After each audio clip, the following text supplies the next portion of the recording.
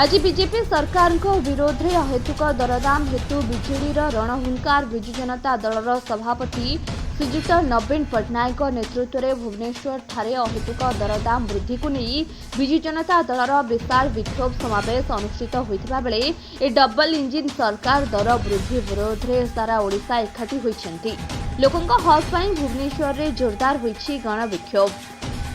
एही परिप्रेक्षी में रायगड़ा जिलार वरिष्ठ बीजेडी नेता श्री सुधीर दास राज्य विजु जनता दलर उपसभापति श्री विष्णु पंडा पिंकू बुना दुर्गा साहू देवा पाढ़ी और देवा पंडा हजार हजार बीजेडी समर्थक कर्मी जोगदे सरकार यह संपर्क में केबे चेतिबे ताहा देखिबाकू बाकी रहिला। रायगड़ा जिलार कृष्णचंद्र पाणिग्राही रिपोर्ट ओडिया एक्सप्रेस।